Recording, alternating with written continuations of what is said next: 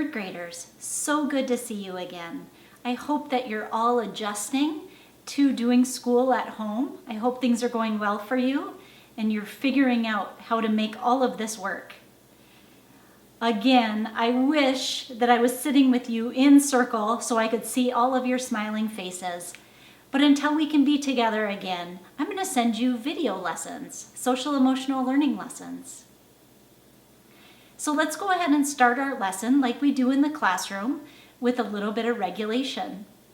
Remember, we learn tools to regulate so that we can calm our bodies and brains so we're ready for learning. So today is called shoulder roll breathing. When we're feeling stressed, oftentimes we hold tension in our shoulders. Shoulder roll breathing is a way to loosen that.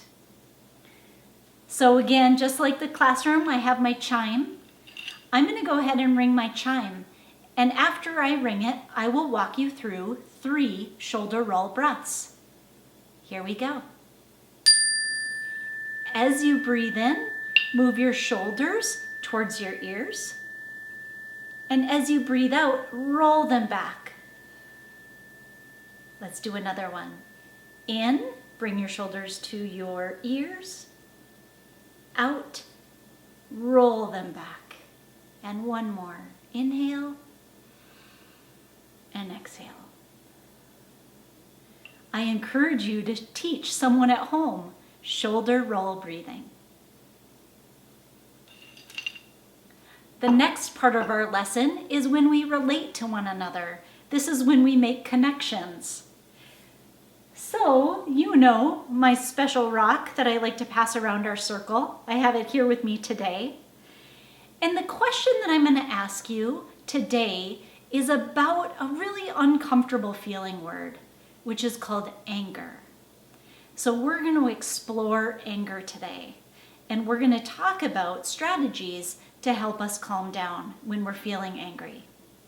So first I need to let you know, many people think that angry is a bad feeling, and it's really not. It's normal. All of us feel angry from time to time.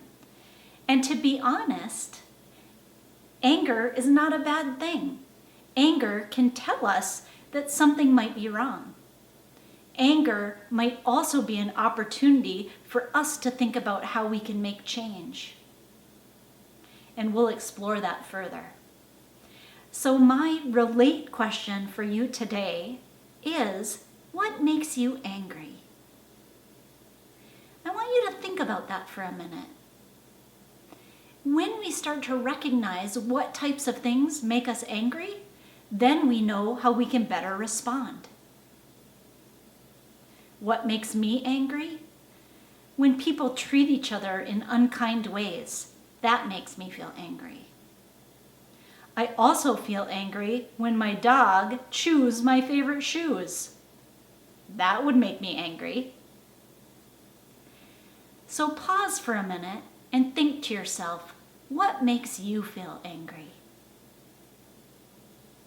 If there's someone in the room with you, just turn to them and share your idea. The next part of our lesson is the reason part of the lesson. This is where the learning happens. We're going to dig a little bit deeper into this idea of anger so that we can learn about ourselves and we know what strategies to use to help ourselves. So when we are feeling angry, oftentimes we show hurtful behaviors towards others, or sometimes it becomes unsafe for us. So we need to pay attention to our bodies and our brains in figuring out how can we help ourselves when we feel angry. I'd like to start by reminding you about the brain lesson. So when we understand our brain and the way it works, it will help us make better choices. So go ahead and look at this picture of the brain. And I want you to focus on 2 areas, the amygdala and the prefrontal cortex. I will remind you, the amygdala is our guard dog. It's the part of our brain that protects us. Go ahead and say that word with me, amygdala.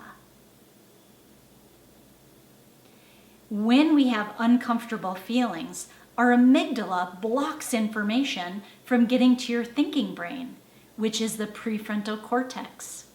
Point to your forehead and say with me, prefrontal cortex. That is your thinking brain. That is where you make good decisions.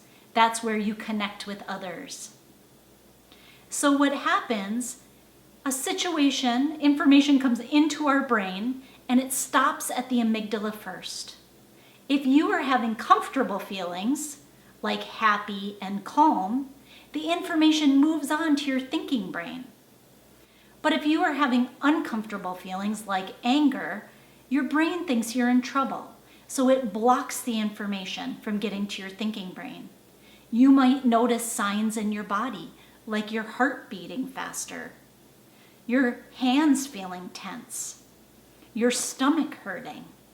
These are all warning signs.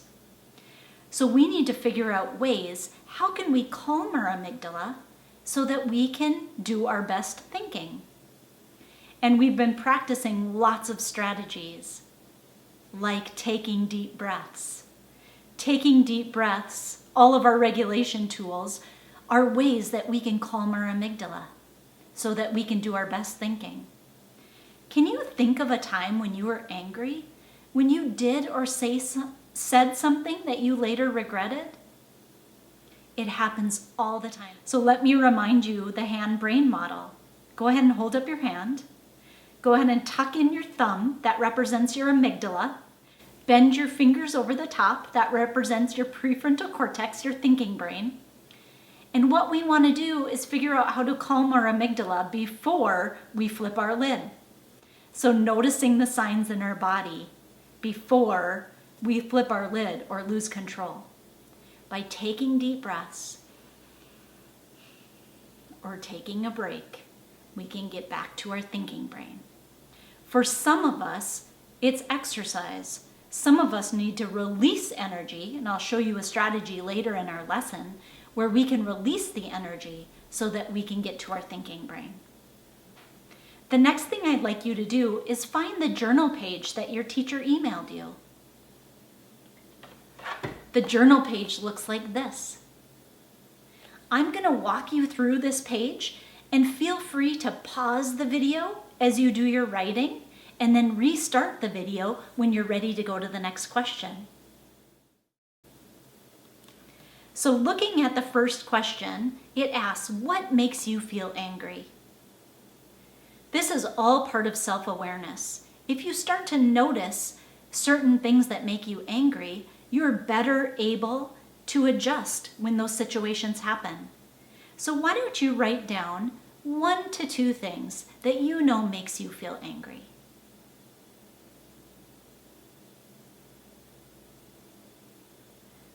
The next part of the journal page I want you to focus on is, where do you feel anger? Do you notice the outline of the body?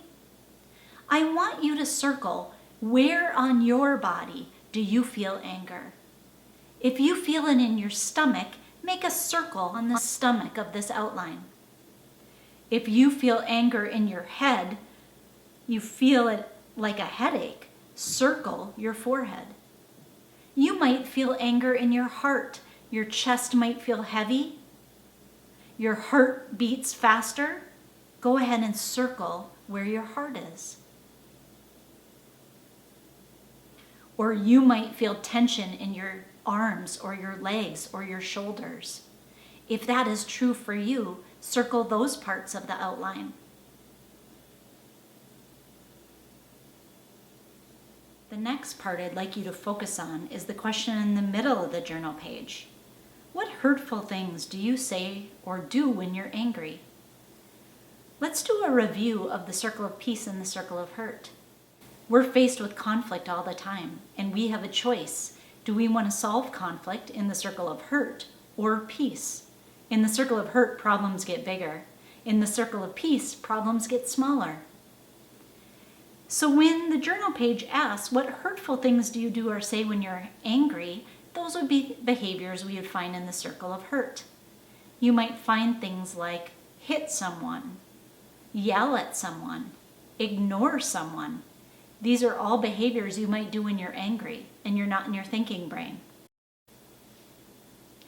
Take a moment to list what are some of the things that you do when you're angry that would be in the circle of hurt.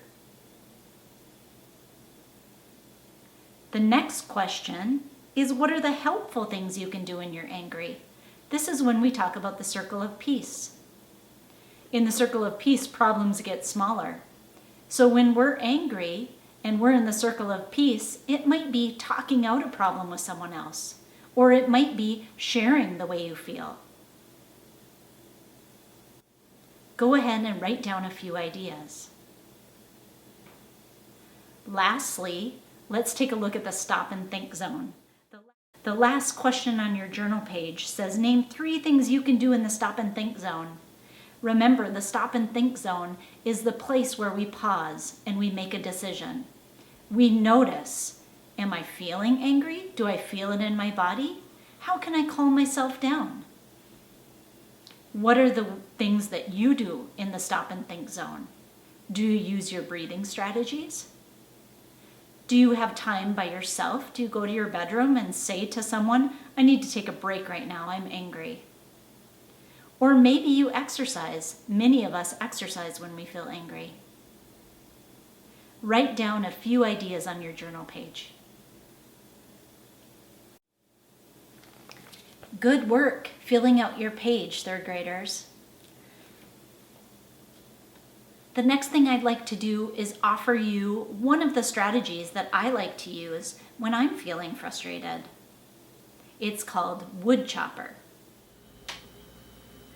I'd like to demonstrate a tool that you can use, a strategy that you can use when you're feeling angry.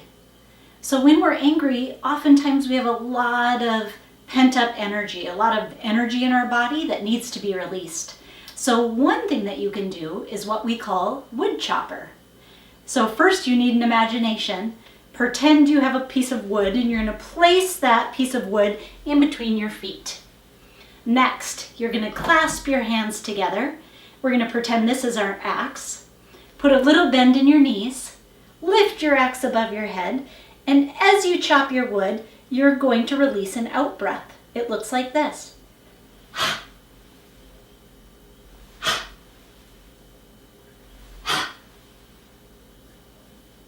That is called wood chopper. You give it a try. Lastly, I'd like to offer a game for you and your family to explore the topic of anger a little more closely. It builds a lot of self-awareness. If you have dice at home, you can collect your dice and go to this next slide. On this slide, you will notice some questions that correspond with the numbers on the die. You and your family members can take turns rolling the die and answering the questions. This will build even greater self-awareness. Good work, third graders. Let's go ahead and end with our closing. Go ahead and get your hands ready, and here we go. Peace, love, and respect for everyone. Thank you. I hope you have a great week. Sending warm wishes your way.